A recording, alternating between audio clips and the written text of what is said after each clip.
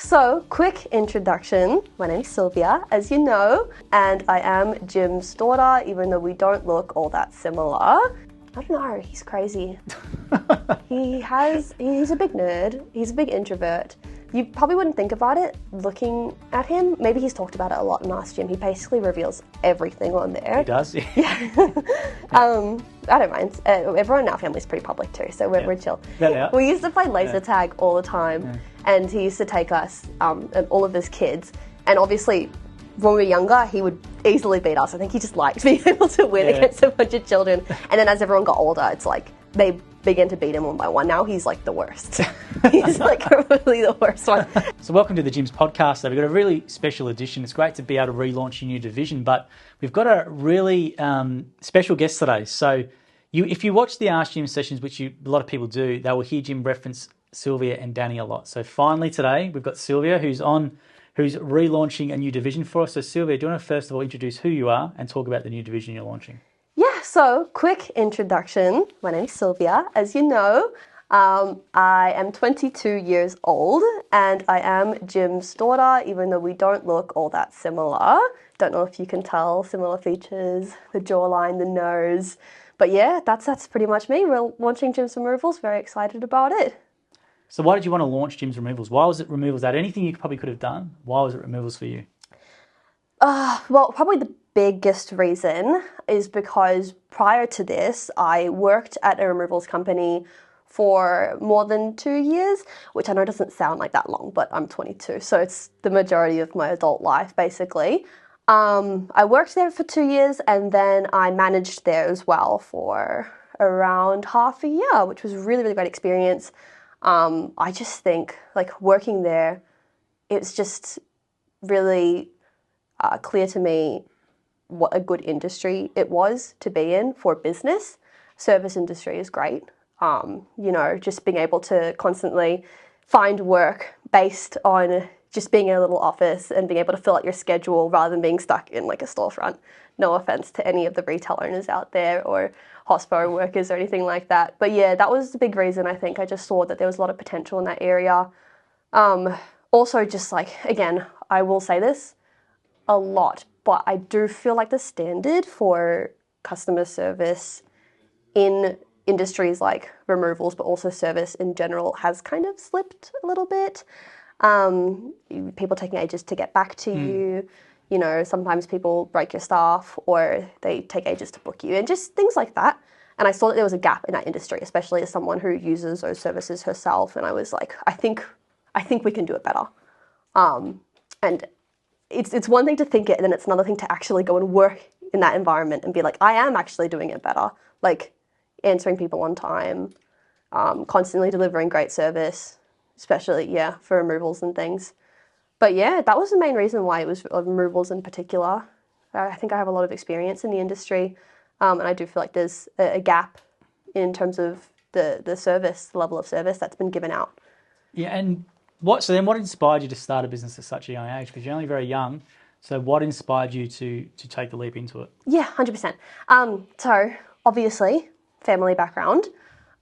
It's kind of difficult to not think about going into business when, you've got a dad like Jim, who is a pretty well-known business guy.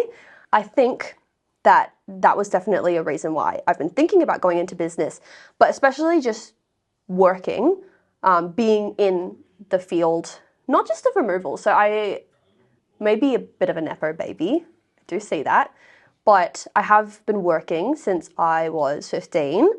Consistently, I've had 2 to 3 jobs at once. I've worked a lot in retail. I worked some hospitality, all customer service though. And I think I've just come to develop a really keen appreciation for good customer service. And I know that sounds crazy.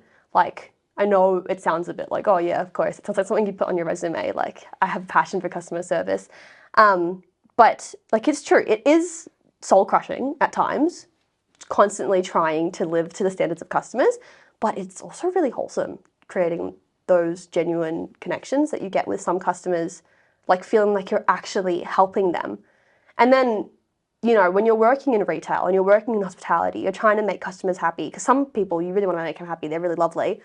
But then there are limits to what you can do because it's like you're just an employee and there can be an issue and it's like, I want to help you, but sorry, like my hands are tied, I can't do that. Even if you don't agree with the way that the company responds to these people's complaints, you're like, sorry, I can't do anything. That was really frustrating to me. I've worked in plenty of jobs where that has happened and it feels kind of limiting, especially when you've developed good relationships with these customers. So that's one reason. I think customer service, like, it sounds stupid, but I'm really passionate about it. It's really fun just talking to lovely people and getting to help them with their problems. And yeah, that's one reason. Second reason, I would say, I am really passionate about employee well-being, employee welfare, whatever you want to call it. I've worked in so many environments, different environments, and I've seen employees just being treated like just awfully, honestly. Like, you expect them to work 12-hour shifts. You don't care about their happiness, their well-being, and you're paying them minimum wage and expecting them to give 110%. I've worked in so many environments like that. And it's just quite sad, I guess, because you can't do anything about it. Sometimes you're the person that's getting treated like that, but then you see other people getting treated like that and you're like, can't do anything about it. So the vision with my business was always, how can we make an environment that is just so great for employees, where people just feel like they love to be here, and if they don't, and if they're unhappy, it's like, we'll have a conversation. Why are you unhappy? And it's not just about money as well. Like, I know money is a big part, don't get me wrong.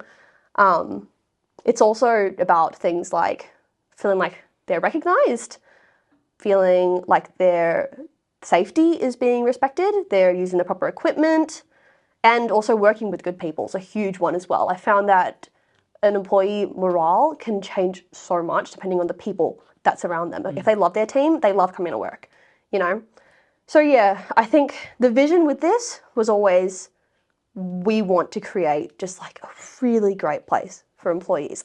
I mean, as an employee for the past 4 years, I don't know, that would have been a dream for me, for someone to work for someone who actually cares about your well-being. So yeah, that's probably my two main things: customer service and employees. Like, those are my two main goals for my own business. Which is a huge one if you're, in removals, especially because, as you said, it's a really physical job, and you're doing every day. It's can be pretty physical, and you've got to deal with customers and stuff like that. So it's great to hear that. And if anyone's thinking about joining your team, it's great to hear your boss say that. And also the other thing, yes, you would absolutely hear about customer service every day with, obviously, your dad, with Jim, how passionate he is, and there's no way that over that many years you're not going to have that sink into you and have that sort of drive to give customer service. It's great to hear how you selected the industry, how you've been working in it, because the other question I had here was, we talked about a bit of at the start, removal specifically, but people might go, how are you qualified to do it? So you just mentioned then how you worked there for a while, and you just saw that absolute need to provide better service, but you couldn't because it wasn't your own business. Yep. So, which is a really good thing, you've combined that to come into this industry. Yeah, 100%. Yeah. So it was like need to provide good customer service, and also in the previous removals industry, treating the employees well, because I think that was something I had a bit of a disconnect with the previous guy at the removals company about, just like those two things. I just was looking at this company, which was doing well. Like, it was a removals company that was doing well. It survived COVID. They were profitable, and it's just like, there's things that you could be doing better. And I guess it probably sounds a bit naive. Like, I do see how it might sound a bit rich when you got like this girl in her early 20s who's going to come in to this business and be like, you guys aren't doing this right, you guys need to do this better. And that's how I thought at first. But then I actually worked there and managed there, and I saw the improvements that were happening because of the result of my actions. And I was like, well, if I can make an improvement to customer service and employee well-being, then surely I can do it in another business as well, like one of my own, where I can actually make everything right from scratch. Do you know what I mean? Yeah, I think a lot of people would think that as employees, but they don't do anything about it. But you've done something about it, which is the key. Yeah, well, hopefully.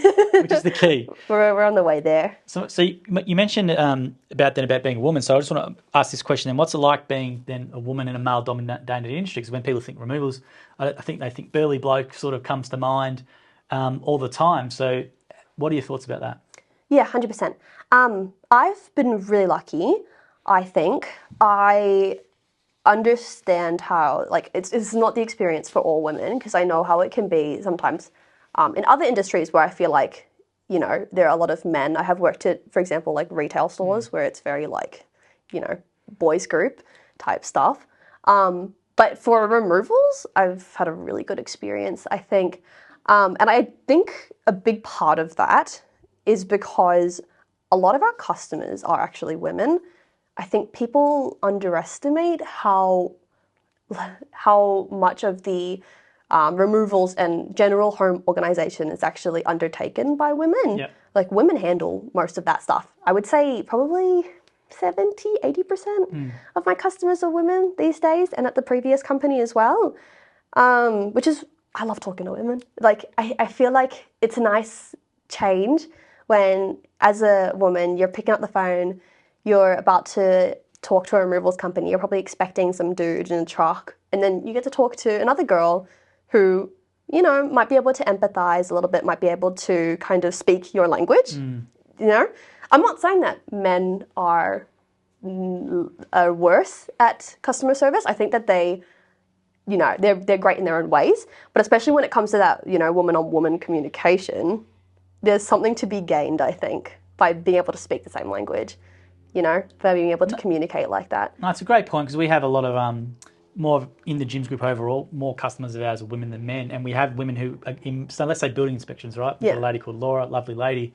She dominates it because women love dealing with another lady. And I think that's a massive advantage for you guys, is that you're obviously involved in the business, and you, as you said, you've got that you're going to be on the phone, available all the time. I think it's such a massive key advantage for customers who want that maybe bit of, because removers, as we're saying, like, general thoughts of it, you know, bit rough, burly sort of, you know, bloke on the end of the line, whereas you've got yourself, another lady who's already worked in there, knows exactly what they sort of need, and probably talking a bit more customer service focused with those people. 100%. I can tell, like, I can feel it in their voice a lot of the time that, oh my goodness, like, it's a girl on the phone, you know.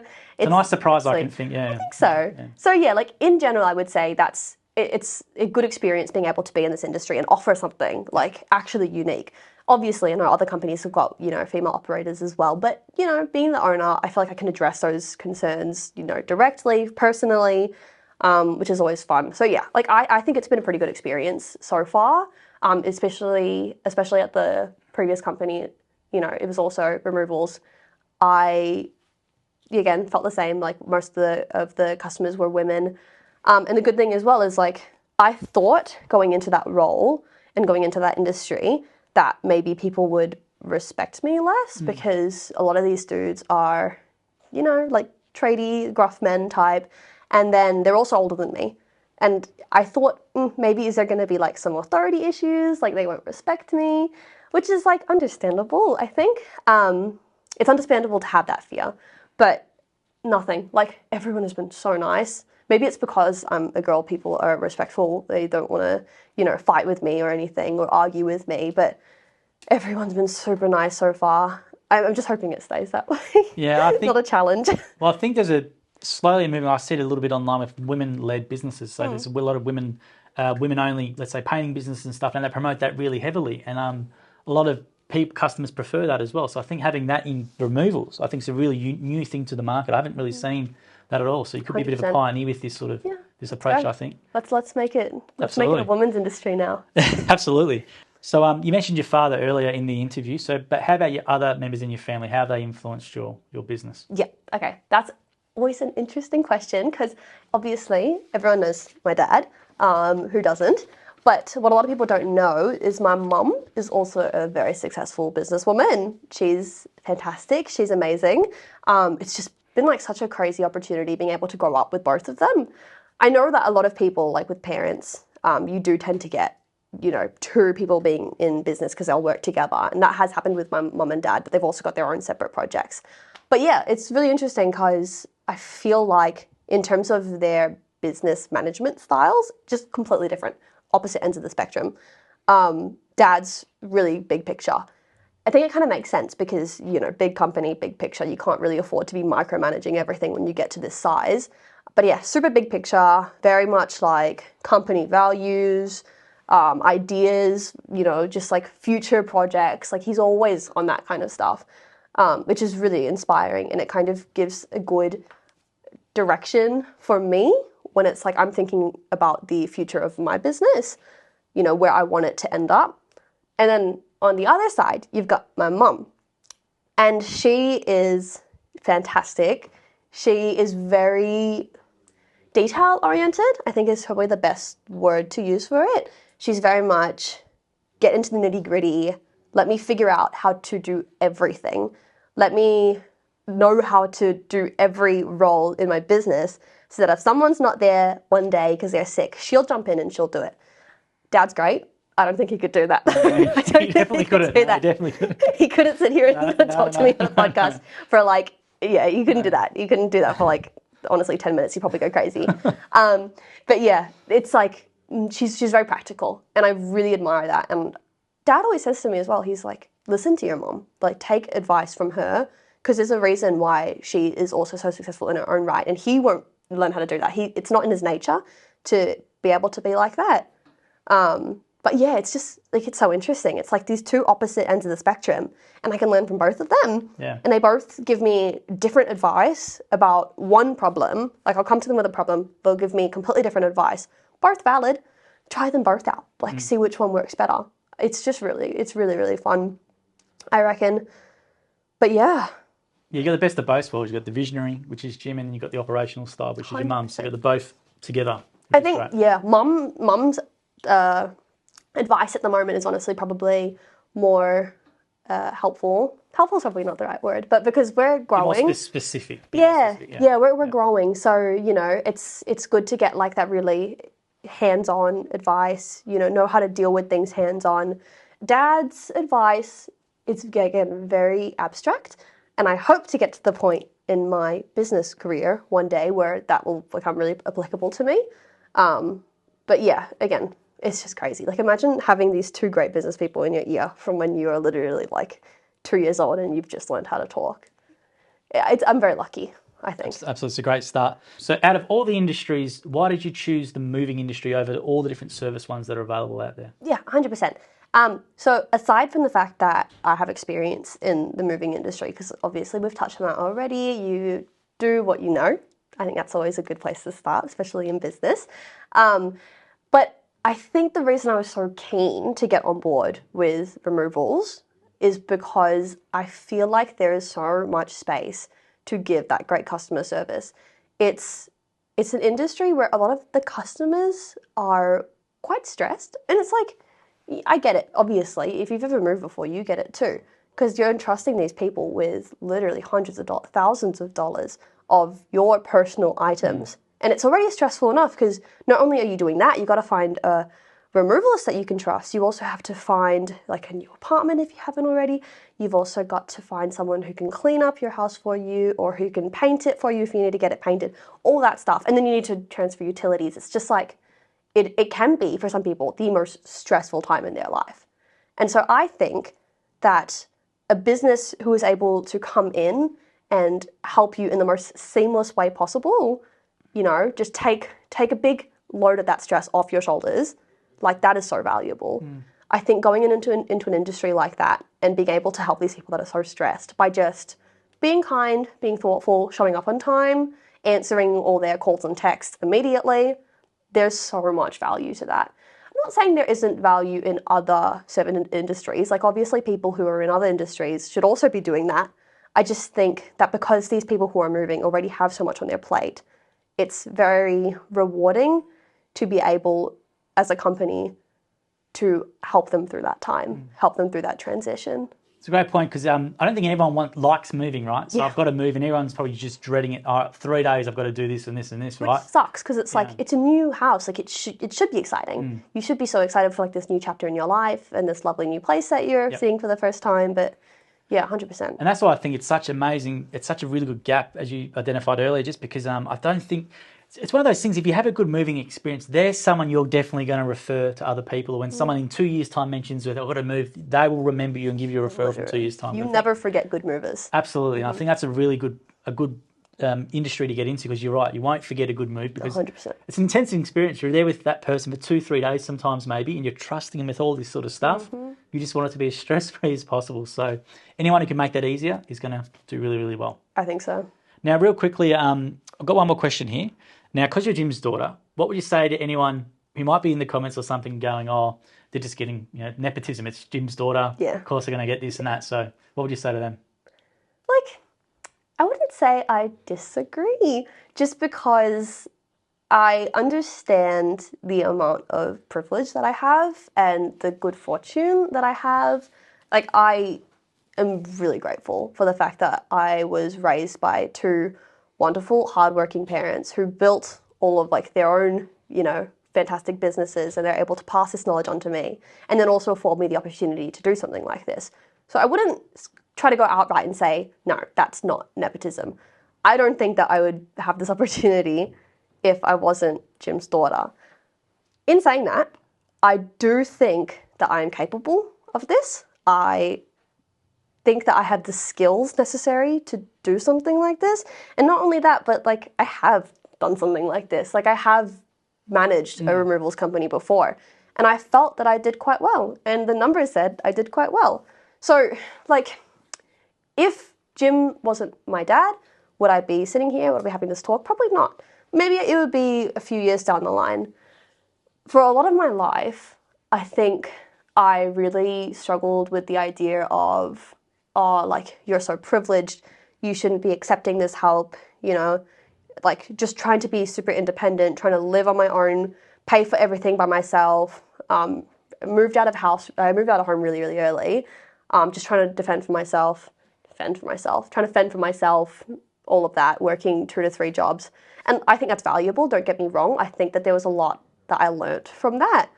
But I just remember talking to one of my really good friends, and I was just explaining it, and like in the terms of, I'm so privileged. My parents, they want to provide for me. They want to be able to provide this good foundation so that I can go and do whatever I want with my life. I'm not stuck working 3 jobs to afford rent. I can actually go and achieve the things I want to achieve. And I was just saying, like, I don't want to take their charity. I want to be independent.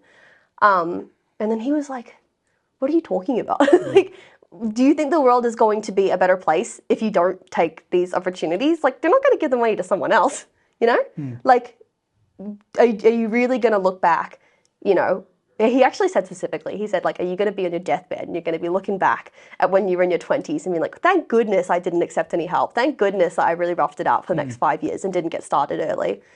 And he kind of put it into perspective for me, I think. Maybe it won't make sense to some people, but at that time it really made sense to me. And then that was a few years ago. So I think that sentiment has just really resonated with me since then.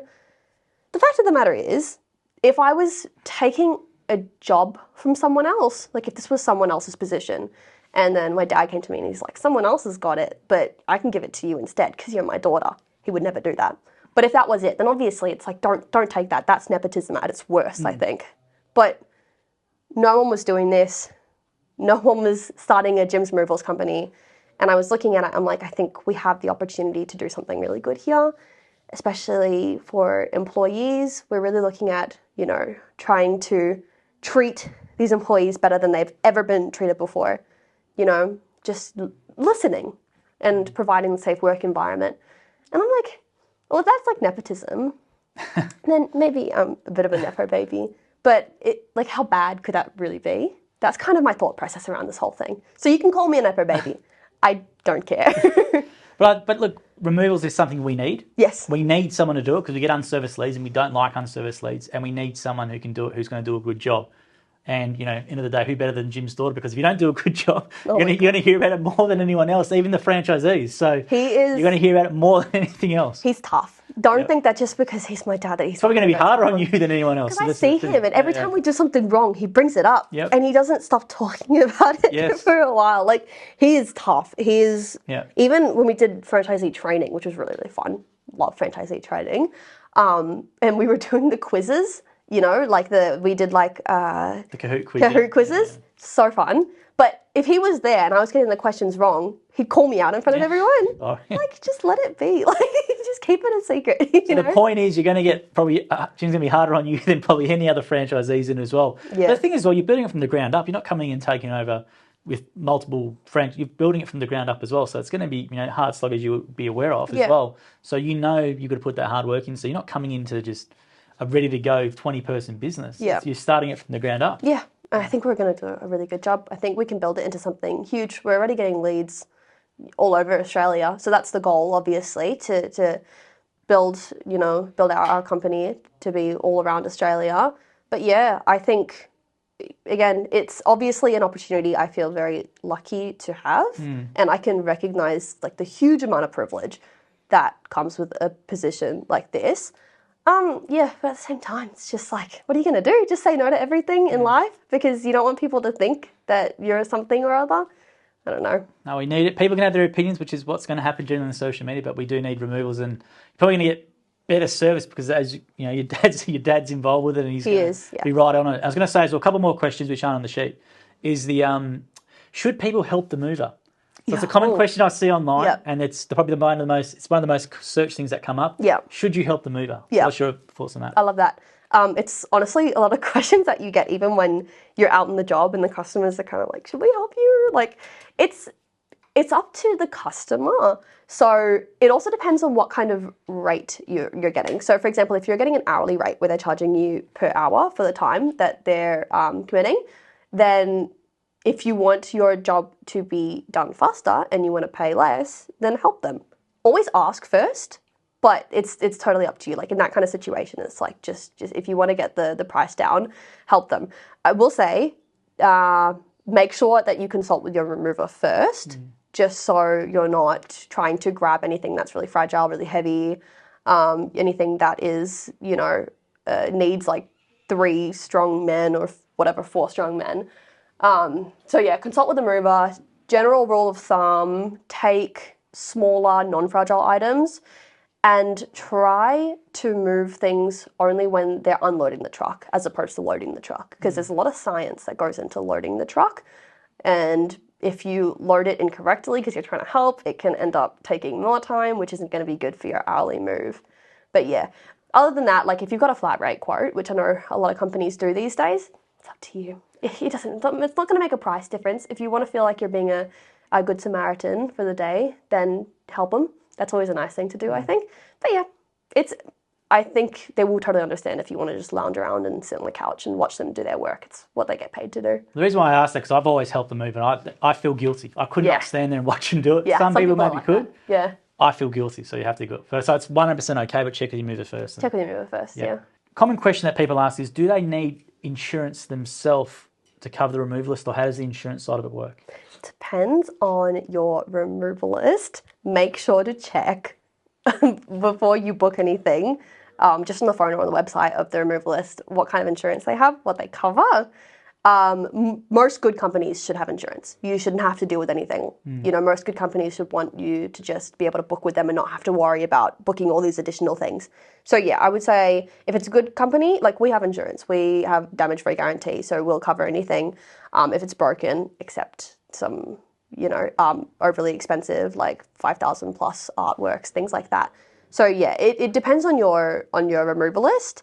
Although I will say a lot of removals companies don't cover TVs. That's a big one that a lot of people are actually surprised to find out, because sometimes it's in the T's and C's. But because the way that insurance works, essentially, a lot of insurance companies won't actually cover TVs for removals companies. So it's not the fault of the removals company, it's just that insurance won't cover it. So if you're planning to get a TV and you want to investigate insurance on top of that, if you're planning to move a TV and you want to investigate insurance on top of that, feel free, because most places won't cover it for you. But yeah, that's about it. Other than that, everything should be covered. That's some good advice. I don't think people would know that. So if someone does want to move a TV, is the most practical advice, don't put it a part of the move, or you just keep it out separately, or how would they take themselves, or how would that? Really up to you. Right. Because a lot of removalist companies don't have TV insurance, they will go to incredible pains to make sure they don't break your TV, because that's a pretty big, a pretty bad image for your company to have if you're going around breaking TVs. So a lot of removalist companies are really careful. Like they'll wrap it in blankets, they'll wrap it in boxes, that kind of thing. So I would trust the reputable companies to move your TV. In saying that, some people are still very much like, no, if there's no insurance on this, I'm going to do it. I will say, generally moving it in a car is more safe than moving it in a truck, just because, you know, there's more things that can go wrong in the back of the truck. It can be a bit more wobbly. Whereas if you put it in a car, there's less movement in the back where you put the TV, so there's less of a chance that it will break. So that's one thing that people do if they don't trust the moving companies to do it for them. But yeah, so it's totally up to the person. It just depends on how protective you are. That's good advice, because I don't think people would think of that, right? They'd think, no, put the TV in the back. So Yeah. as I ask, because I think that'd be a common question that people probably have but don't ask. So it's good to hear that as well. Yeah, 100%. How long does it roughly take for a move? So do you want to give an example of a standard house that's around here, which is sort of your area? What's the rough sort of time frame? It's difficult, and I say this to all the customers as well, because obviously customers want to know how much they're going to be spending. It's pretty scary, you know, when someone gives you a time-based quote, and they're like, I don't know how long it's going to take. Like, I do get it, but it depends on so many factors. Probably the biggest one is the number of rooms you've got. So when you say a standard house, if you're talking like 2 to 3 bedroom house, maybe you're looking from like a 3 to 5 hour range. But I've seen under, I've seen over. It, like someone says, I think someone rang the other day and they're like, oh, I have a 4 bedroom house. And I'm like, oh, that's going to be like 6 hours of work. That's good. That's hefty. And they're like, no, I only want to move like 2 bed frames. But it was only because I asked that I was able to be like, oh, it's not going to be 6 hours. So it depends on furnishing, but a customer can't really say like, oh, I have medium level furnishing and I can spit out an exact time. I would say rule of thumb for most houses, like 70 to 80%. 1 bedroom, like 2 to 3, 2 bedroom, maybe 3 to 4, 3 bedroom, 4 to 5, and then 4 bedroom, 6 plus. Okay. But take it with a grain of salt. Like, you know your house if it's like incredibly underfurnished or overfurnished, so you'll know if maybe you're an outlier and you don't fit into that. But yeah, that would be like where the majority of customers would fit into. I will say, with moving times, some of the biggest influences to how long your move takes is actually things like access. So if you've got an elevator, you could add like another half an hour, another hour on. If the elevator is shared, so you haven't booked it out, oh my God, that can add literally 2 hours onto your move because you're just waiting, you know? It's when moving companies are bugging you to book an elevator, trust me, it's not for their benefit. They make more money if they get to wait around. Just book the elevator. That's a really big one. For example, if there's no place to park the truck, I've like literally seen moves where the only place to park the truck is like, you know, like a 1 minute walk down the street, which doesn't sound like a lot of time, but you know, when you're going back and forth, you know, 10, 20 times or whatever, it can be a lot in terms of the extra cost. So yeah, access is huge. A lot of customers don't realize. Just be prepared. Make sure you've got the elevator booked, you know, it's private. Make sure that you've got a place to book the truck. Make sure that you let the moving company know how many stairs you've got, what to prepare for. At the end of the day, if you don't, they're going to get more money. We're going to get more money, which is like no one says no to money, but you're going to end up paying a lot more. So we just don't recommend it. It doesn't leave a good taste in your mouth if that's the case. That's a good point. Yeah, be upfront, because that way when they get there, they're not going to just do it for free. They're going to obviously add on. Of course, so be yeah. upfront. It helps you guys out as well, plan the move better. So a common question online will be, how can I make my move go faster or be cheaper? Yeah. So is there any advice around that? Yeah, 100%. There's lots of things that you can do, actually. People don't realize how much of a move, if you're going with an hourly rate, is actually in their control. Big one, like we mentioned before, if you help out, that can cut so much time off your move. And again, as long as you're doing it properly, you're consulting with the movers, you're not getting in their way, it can be really good for everyone, because then the movers get out of there early, you get to spend a little bit less. So that's definitely a big one. Packing things yourself, not just packing it, but making sure that your house or your apartment is generally clean, because you're thinking about it, like movers need to get in and out. One thing that movers are trained to do is they're trained to make sure before they start moving everything that all the walkways are clear, so that they're not tripping over things, they're not trying to maneuver around things. They're trying to make sure that all the walkways are clear so they can just get the thing, go out as fast as they can, as smooth as they can. And then that way, it ends up getting done a lot quicker. So that's another thing, making sure your walkways are clear and there's no bits and pieces everywhere that they can trip on. That's a big one. What else? Again, access, huge. Making sure there's a place to park a truck, a safe place. So some people might not realize that not every car space can take a truck. Consult with your removalist. Make sure that you know the size of the truck, if it's able to fit in the parking spot that you've allotted for it. But yeah, even some things can happen. Like if you get a really big truck, there can be issues with the concrete beneath the truck. So if it's too heavy, it can crack the concrete, which is obviously a big no-no. Like we've got insurance, but still, big no-no. So yeah, elevator is also a big one. Make sure you reserve the elevator, because if the movers are trying to share the elevator with all of your other apartment neighbors, that's going to add ages onto your move. It can literally add up to 2 hours. I've seen all things. Like sometimes it's okay, sometimes it's midday and no one's there, but sometimes there's only one elevator in the building and you're waiting for it to just go up and down. It's a nightmare for everyone. So yeah, that's another big one. If you don't mind as well, there's another thing that you can do to make your move go faster, and that's before the movers come or while they're working, grab items, like smaller items, and bring them closer to the door so that the movers can just go inside, load onto the truck, go inside, load onto the truck. I know that a lot of movers kind of appreciate that kind of help, because it's like you're not getting in their way, you're not trying to mess around with all their truck placement and all that, but you're also cutting their travel time in half. They're less tired, you're saving money. So that's another one, but it's optional. It's up to you. These are more for people who are interested in getting the cost down, but some people are just like, I want you guys to handle it.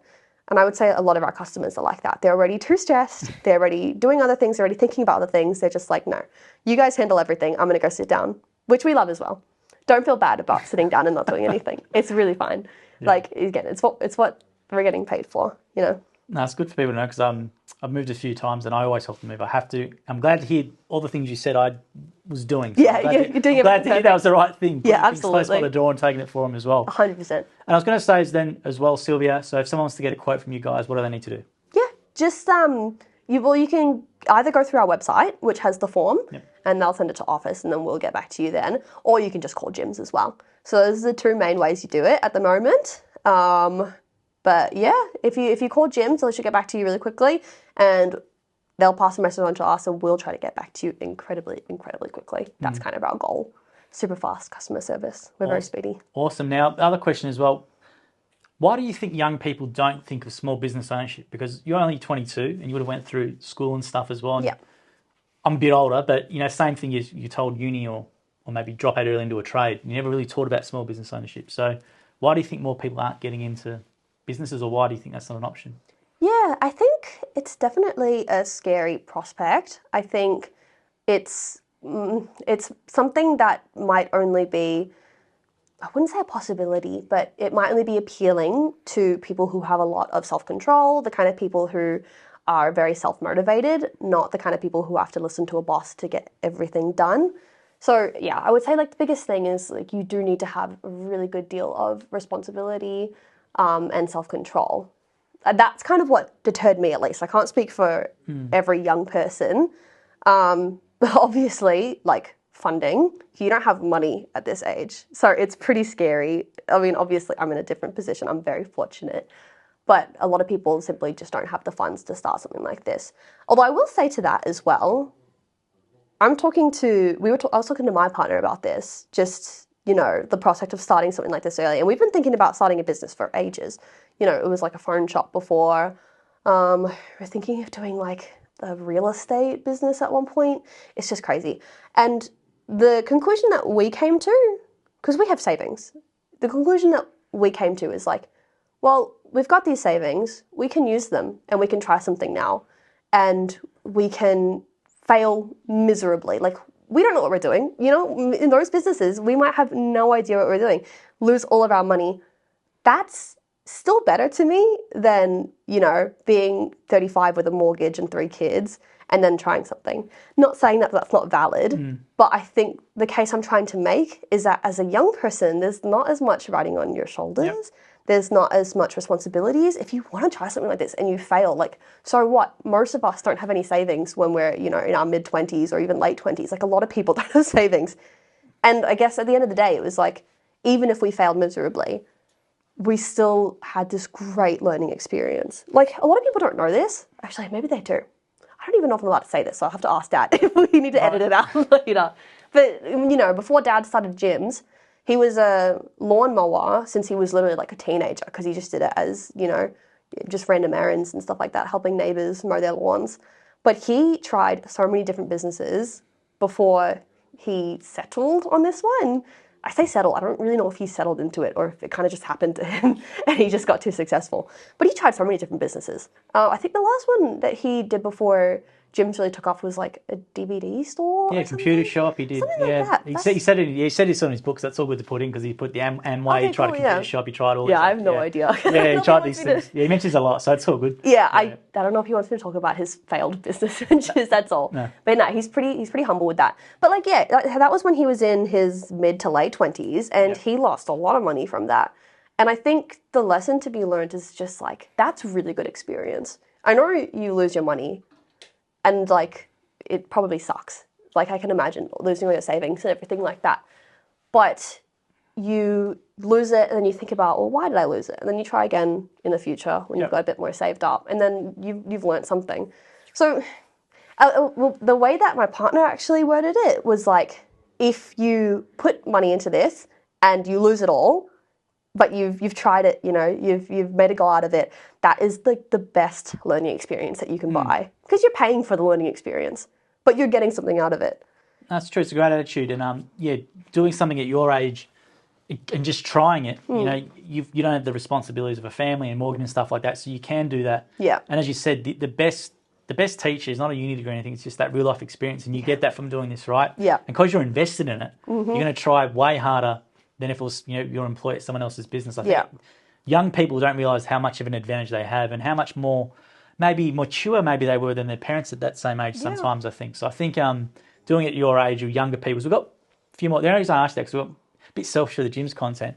We're starting to see a lot more younger people come through, which is fantastic. And they're saying a similar thing to you, where their parents have got their own business and advise them the same sort of thing. Oh, it's great. Great age to do it. Make a mistake. It doesn't matter if you learn. You're either going to succeed or fail and get a lot of learning either way.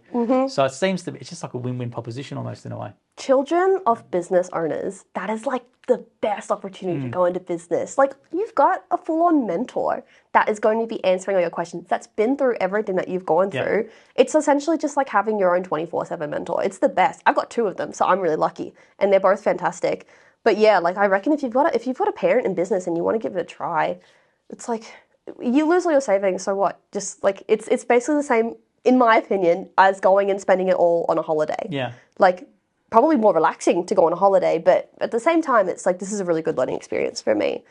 I don't know. That's how I see it. Absolutely. And being so young, I think it's a great time for people to do it. And especially now, I think with how expensive everything is, to buy a house, you need to have a business. Like, it's very hard to do as an employee now. Yeah. So if you're a younger person and you want to own a home, you almost have to start a business in a way, because most of the time, you're not going to be able to save for the deposit working for someone else when you're younger. So you have to almost have that, do what you're doing, because that's the only sort of way you can do it almost. Yeah.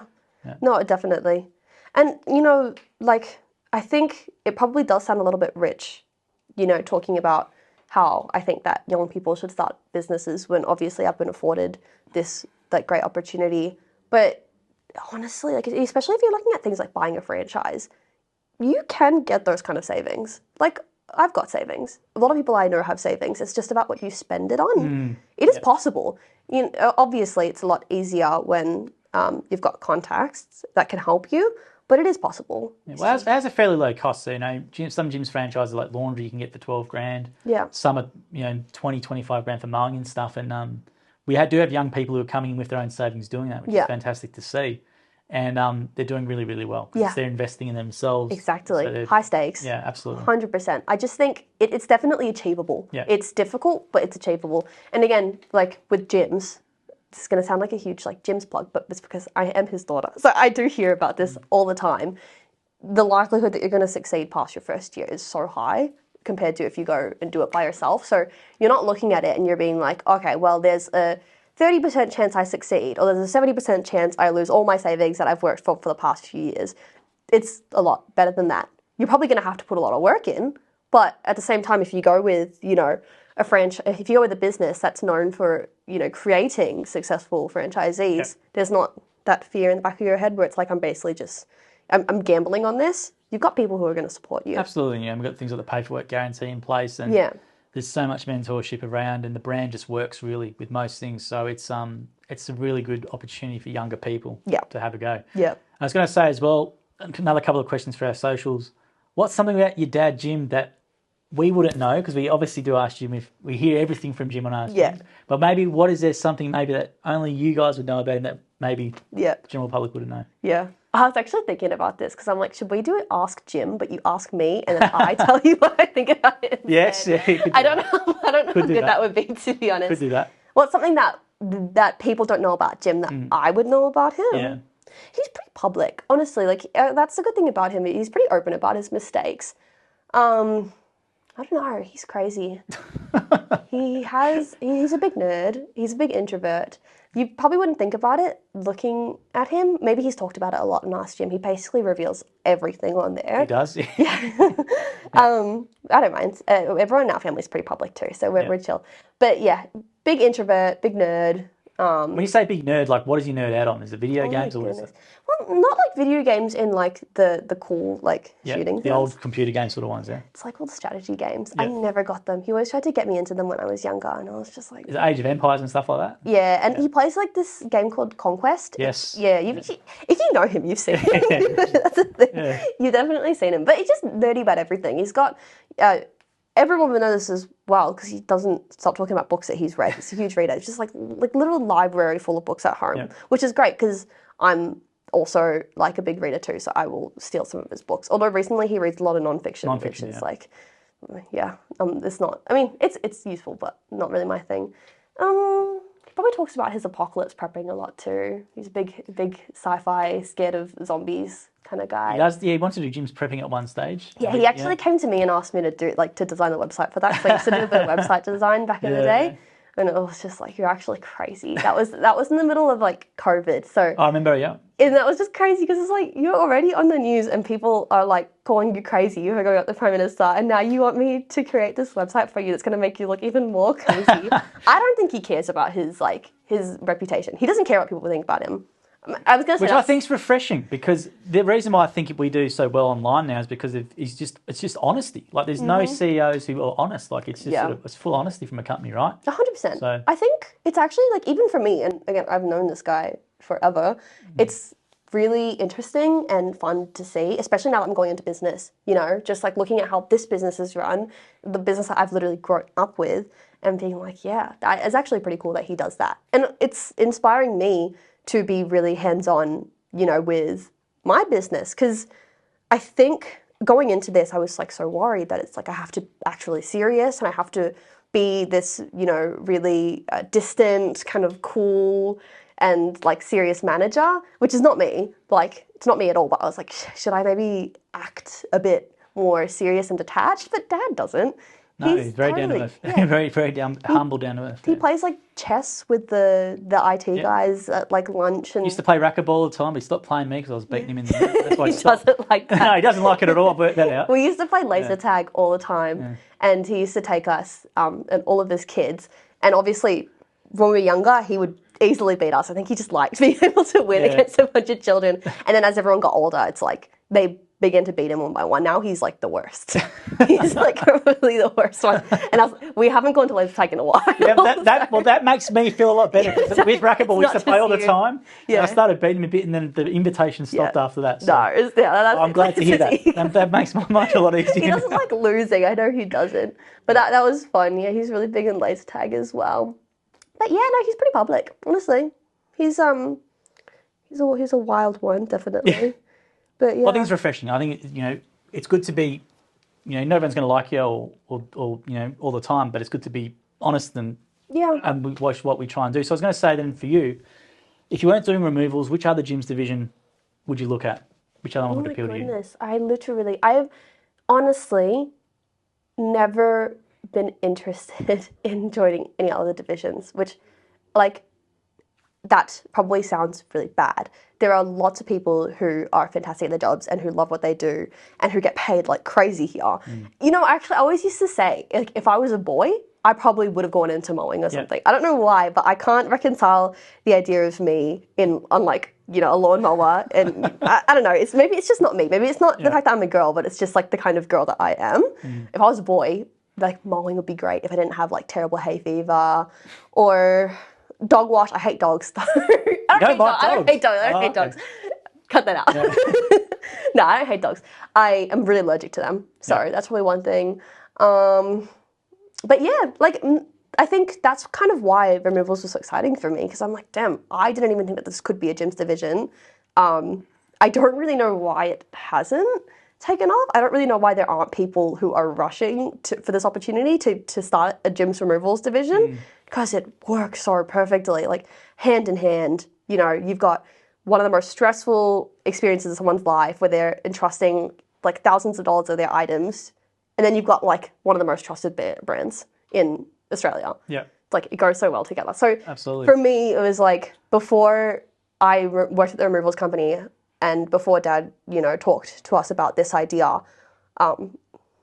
there was nothing else that I was really looking to do.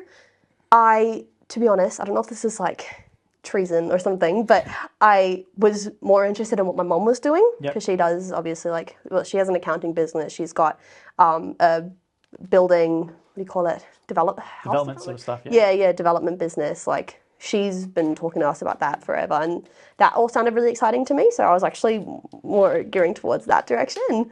And Dad's business is just so big. Were you surprised about how big it's gotten? Because obviously you've grown up around it. So did you think it would get to this stage? Because we get asked that question all the time on Ask Jim, and Jim's always like, I couldn't imagine having more than 100 franchisees back in the day. He always talks about that. Yeah, whereas where it is now, it's crazy how much of it's like an Australian icon. Like people all the time make memes with like Dan Murphy, Bunnings and gyms, right? So it's so huge. Yeah. The brand is just so huge. Like we talk about this a lot, and I think it's obviously difficult coming from me, because pretty much as soon as I was like conscious, like as soon as I developed consciousness, it was like, oh, that's your dad. Yeah. Although, we never really tried to make a big deal out of it, but word always got around. So I guess it's always been this big thing. I think it's gotten bigger in terms of like numbers of franchisees, but something that's always stayed the same, I feel, is like for how well known the brand is, they're not actually taking in that much money. It's something we've talked about, like with Dad, you know, getting older and like having an interest in business, and just talking about like, how do we utilize this brand? I say we, it's him. We're just little advisors, little childish advisors in the background. But like, how do you utilize this brand to actually make more money? Because the way that the brand works, as I'm sure everyone already knows, is like most of the money that is, you know, most of the revenue just stays with the franchisees anyway. It doesn't actually come back to, you know, Papa Jim. It's all around Australia. It's all around with the franchisees. And obviously, like, it's enough. Like, he is a really, really simple guy. I think everyone probably does know this, but back to the question you asked before about how, like, if there's anything people don't know about Jim, but he uses, like store brand everything. Yeah, he said Woolworths brand everything, Coles brand everything. It is actually a nightmare, because it's like growing up and doing the dishes, and he refuses to buy the good dish soap because he thinks that it's like worthless and it costs $1 more, therefore he'll never buy it. And we're all like, please, because it's like, I hate using like the house brand stuff, the Coles brand stuff. So I'm sure he talks about that a lot. He's really quite cheap. It was good for us growing up, because, you know, you don't grow up with all like the yachts and the mega mansions and stuff like that. Not that we could afford it, I don't think, because again, I don't think that Jim's brings in as much money as people thinks it does. It's a huge brand, but the actual like earnings, it's not what people think, I think. No, you're right, and that's a great point because that's why we do a lot of videos on it because there's so much misconceptions with franchising because franchising gets a bad name a lot of time that people think we take 30 to 40% of their revenue. We always say that to Jim, and Jim's like, "Well, I wish I'd be, all that sort of stuff because we I'd say be rich." I just think I don't know. I don't understand. This is my opinion. I think you don't know who the CEO of like 7-Eleven is or other like franchise companies, which is obvious because they're they're public companies. You don't have like one main dude. But I think because Dad's come out here and he's made himself so public, it's like a place where people can direct their criticisms. And I just think it's crazy. Like obviously I'm his daughter, so it probably sounds really biased. I know the guy's crazy. I know he has his own faults. Like no one's perfect. He's not a perfect human being. But I will say, like, in that regard, I just think it's insane the amount of, like, negative attention that's directed at him for having, like, franchisees fees. That's honestly, like, the most fair fees I've heard of in the industry. Yeah. And I know it sounds brainwashed. Like, I do understand how it looks as his daughter. I swear he's not, like, holding a gun to my head or anything. I just think it's crazy. Like, sometimes I'll be on, like, social media and, I'll be looking at the comments and people just coming out and saying all this stuff. And it's not like it upsets me. It's just kind of like, where are you getting this information from? There's a lot of incorrect information about gyms, which is why I do so much content just to keep hitting that over about the flat fee model. We take a really small percentage of what the total revenue is compared to others. The reason why we just keep doing that is because there's so much incorrect information. We did one which I thought was quite funny. We went to Reddit. So if you search up Jim's franchise on Reddit, you see some of the comments. There's just so much incorrect stuff. And I've seen it. But the great thing about the brand, though, is what people don't see. You see franchisees who jump in the comments and correct these people all the time, crazy, which is really refreshing. I don't think you see that from any other franchise brand. It really is true. Yeah. Like, I was looking on Reddit as well. I don't know why. I think it was like a year ago or something. And the same thing, looking up Jim's group. And everyone in the comments who was saying, like, don't buy a franchise, don't do it. It's better if you start yourself and, you just, like, build your own way up. And I'm like, those were all the people that weren't franchisees. And then there were Jim's franchisees in the comments being like, no, well, that's not true because, attrition rates and whatever. Is that the right word? Attrition. Yeah, like that kind of stuff. Yeah. So it's just like, you can't really comment unless you've tried it yourself. Unless you've actually been in business or unless you've seen how the gym system works and how much like support you get and all the things that you get that you wouldn't get by being in business by yourself. Yeah, people just like having a crack at the big person. And I think what we do a lot of times, TikTok's great now we do it, but we screenshot a lot of those TikToks and we said Jim responds to Reddit and we address it and we put them in the group. I didn't know you responded to Reddit. No, we screenshot and we did 4 separate videos of it because we've got to keep hammering that home. And because I agree with you, it's so annoying because I think just Jim's, because it's so big as the brand, it's a big target when people have no idea. Well, he's literally like, he is the face of the brand. It's so easy to be like, well, Jim is the one at fault because like what other company has someone who is just like so clearly the person, like the central person. So it's easy to direct your hate. And it's also a tall poppy syndrome as well. People who are sitting there maybe not happy with what they're doing or they're frustrated. They want to start a business, but they want to shoot anyone else down. Yeah. I think that happens a lot. And as Jim always says, don't believe me. Call 131546, a list of franchisees, finished or current. Yeah. Call them and see what you see. But the whole reason why we do all this content, I'm glad to hear it from you as well, is just to keep hitting that point home about how fair the system is compared to everything else that's out there. Yeah. I mean, I've talked to so many people in my life, obviously, being near this business, franchisees and people who are happy. And it's just like, of course, there are going to be people who complain. Like, of course, what kind of company anywhere has, all of its employees or all of its franchisees 100% happy? And at the end of the day, I'm really big on self-ownership, just like total ownership, complete ownership. Like, do whatever... Wait, let me try to rephrase this better. Just control what you can. And so when you get people who are complaining about things and it's like there's a system that's already been set up so well for them and they've got all of this help and you got someone who's complaining saying the system doesn't work, the system sucks, my first thought is to be like, well, have you done everything you can on your own? Yeah. And that probably sounds a bit rich, but that's my opinion with a lot of these things is people are going, well, a system didn't 100% cater to me and I wanted to not work at all and I wanted to get all of the benefits from it. But it's just like, you just control what you can first. 100%. And that's why we do all the content we do. So we do all the podcasts to make people watch it so they understand it's going to be hard work, but if you work hard, you get rewards of it. If you come in thinking you're buying a job, you're not going to do well. And that's the thing we need to put out there more. But I'm glad you said it as well. So the last question I want to ask you before we finish up was the training. So you've done training recently. We always talk about a lot about training. So we do training reviews with people who are in there. We didn't do one with you there, but How'd you find your training? I liked it. It was a while ago now. But it was really fun. I honestly kind of went into it thinking that it would be a bit of like a school type vibe, or like, you know, that school camp kind of feel. Maybe that's just me because you know, again, I was in school up until like 4 years ago. So maybe I'm just correlating those two things. But it was really fun. Like everyone there was really nice. People there were all really open to talking. And it's honestly like a really good environment to be in socially, getting around these people who are also so keen on business, so like motivated and, you know, ambitious, and it's really, really great. So from that aspect, I loved it. But honestly, the lectures were actually really good. I genuinely went into it thinking, well, I've already been in this environment my whole life. What else am I going to learn? I hear Dad talk about it all the time. You know, Dad has friends who talk about it all the time. Like I used to be at the office. I used to work in this area. I used to work at Foothills. I used to work at Jim's group. I thought that I would know everything, like that they were saying. But like, for example, even your lecture, I learned so much. I had a little notebook and I filled out the whole thing. And that's like crazy because I genuinely thought, I went in thinking that I would know most of it. And I came out and like you were giving all these really modern tips that as a young person on TikTok, I have Instagram, I thought I would know already. But I didn't. And I'm just like, damn, like, I can't believe that there's so much as like a Gen Z that I don't know about social media. But yeah, it was really, really informative, really motivating. I think the prevailing mentality was just that. You went to this franchisee training and everyone was just so excited to start. They were like, this is great, this is great. This is motivating me so much. I just want to get out of here and I want to get started. Like, it was probably the most motivating thing for the business that we did, honestly. Like, it was crazy. I loved it. And the food was really good as well.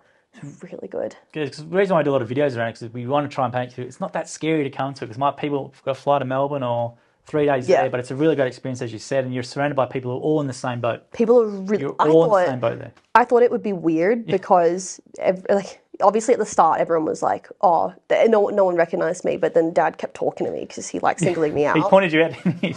He kept pointing me out every time I lost a Kahoot. If I wasn't on the leaderboard, he'd point me out. Which is like, and so at the end, everyone was like, yeah. So for those that don't know, we do quizzes at the end of every session, and then yeah, it's so fun. I love those. You win prizes. We also you won a lot. Well, yes, you won a lot. Yeah, we did. But yeah, like I thought that going in, maybe it would be a bit weird, and obviously we were probably one of the youngest people there. Well, yeah, you would have been the youngest. Yeah, I think probably. So it was kind of like. Going into it, I was a bit, because I'm quite shy. Like, you probably wouldn't recognize it just from talking to me, but especially when it's like me versus like a big group of people I don't know, I kind of just hide into the shadows. Like, that's kind of what I do. And then again, with the added aspect of like, she's young, she's a girl, she's Jim's daughter, I thought people would be judgmental. I thought people would be coming into it and be like, well, what is she doing here? People were so nice. We actually made a lot of like business connections. I say that. It probably makes it sound a lot more serious, but we just added people. You got their phone numbers, LinkedIn, and like, I'm excited to be able to contact them down the line, but it was just crazy if you think about a way to like make connections and stuff like that. But I wouldn't be scared. Everyone is super, super nice. And that's not my first time that I've been at franchisee training, because when I was younger, I worked at Foothills and like everyone loved, all of the franchisees, like the trainees, were always super lovely. Like they didn't know who I was. They were always really lovely, always talking with each other. I just think it's a great environment, personally. Everyone's excited. No, it's a great experience. And we're there today, so thank you very much for your time, Sylvia. And Jim's Removals is live in Victoria. So if you're in Victoria, Metro, Victoria area, ring up the call centre 131546 or head to the website jimsremovals.com.au and request a free quote, and you get Sylvia, Danny, and a team. And you've heard about the gym's difference, so please take them up in the office. So thank you very much for your time today, Sylvia. You're welcome. Thank you for having me.